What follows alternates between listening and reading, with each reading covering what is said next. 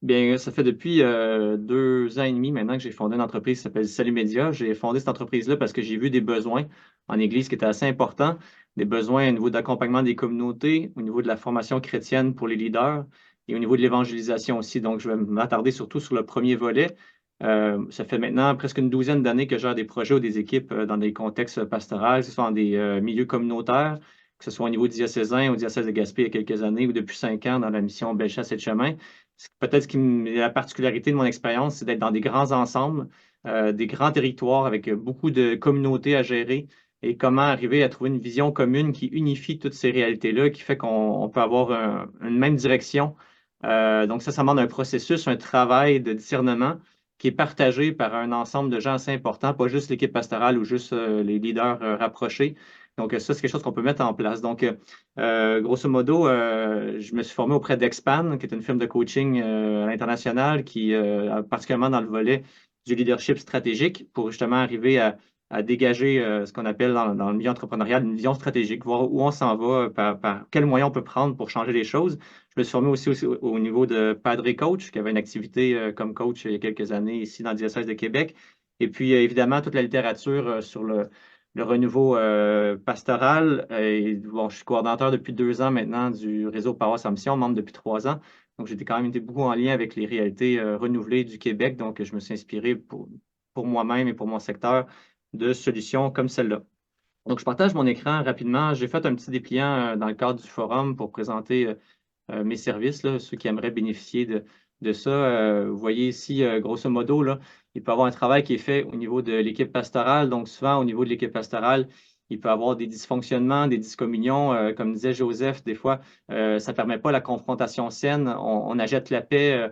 Donc, en fait, rentrer dans la confiance, dans la complémentarité des charismes et des personnalités, ça permet vraiment d'avoir une équipe qui est mobilisée pour la mission et mobilisée aussi pour porter du fruit, pour tendre vers des objectifs qui sont intéressants et qui fait qu'on peut mesurer le succès ou la stagnation de la pastorale.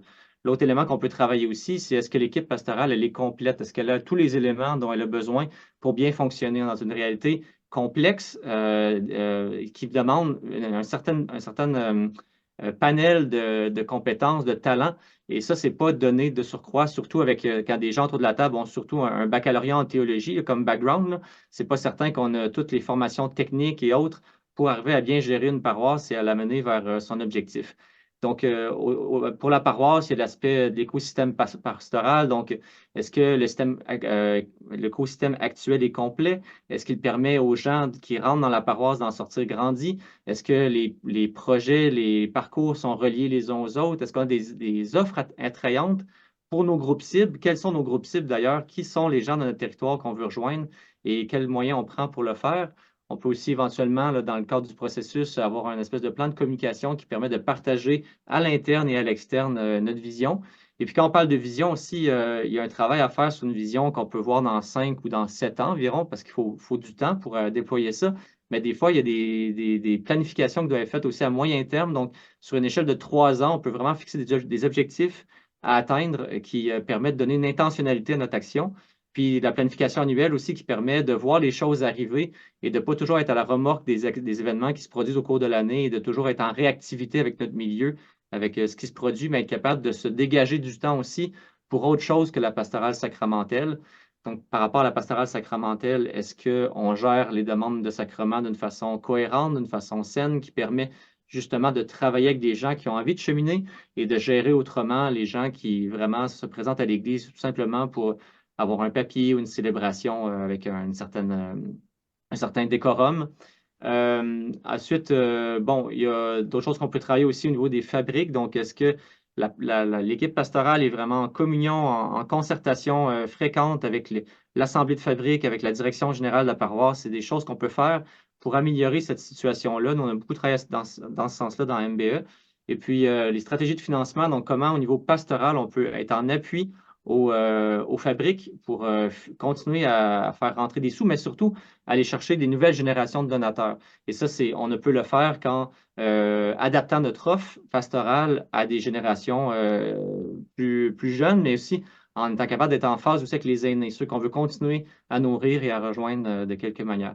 Je terminais le petit dépliant avec un lien avec Valérie Jean, mon épouse, qui travaille au niveau du design. Donc, fait des sites web, on peut travailler sur l'image de marque, on peut travailler sur des façons de communiquer qui sont plus attrayantes et qui parlent aux gens qui nous entourent.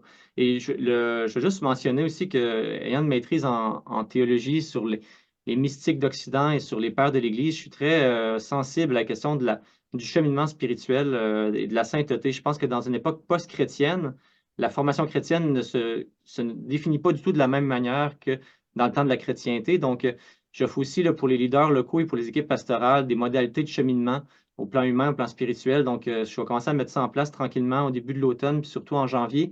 Donc, si vous allez voir dans le sondage qu'on va montrer tantôt qui a été fait suite au forum, la dimension du cheminement des leaders est quelque chose qui est assez important, qui est une préoccupation pour beaucoup de leaders en Église.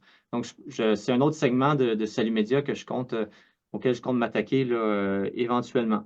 Et puis, je voulais juste dire aussi que je pense que dans la réflexion sur l'Église, il y a une question à se poser à savoir, que ce soit en Nouvelle-France ou ailleurs dans le monde, l'Église catholique s'est toujours démarquée par une évangélisation qui est en phase avec un service à la société, une façon d'être dans le monde qui répond à des lacunes, à des besoins, à des vides. Et puis, je pense que plus on comprend la culture contemporaine, plus on comprend le monde qui nous entoure, plus on comprend où sont les enjeux et qu'est-ce que l'Église peut apporter comme sel et levain dans la pâte, on peut trouver une façon de s'incarner comme Église dans le monde qui fait qu'il y a une porte qui s'ouvre pour l'évangélisation. On appelle ça la pré-évangélisation, mais il y a comme des liens qui se tissent avec les gens qui nous entourent et qui permet cette rencontre et qui permet d'aller plus loin ensuite, de faire réaliser que c'est au nom de Jésus-Christ qu'on fait cette action humaine, spirituelle, sociale. Alors ça, c'est quelque chose qu'on peut réfléchir dans la vision aussi, comment notre Église est appelée à être en relation avec le monde qui nous entoure. Et puis, je termine juste en disant que Joseph parlait de l'Esprit Saint. Je trouve que c'est important, puis je suis vraiment en lien avec Caris dans ce sens-là. Je pense qu'on est appelé à déployer la puissance du Saint-Esprit dans notre action pastorale, dans notre intervention, dans notre façon d'être en relation avec les gens. Donc, ça, c'est un aspect qu'on peut aussi développer. Il y a un combat spirituel dans l'Église, pour moi, c'est clair. Donc, de s'y attarder, de le prendre en compte, ça permet aussi d'avancer plus vite et d'être moins freiné par tout ce qui peut nous entraver. Alors, voilà.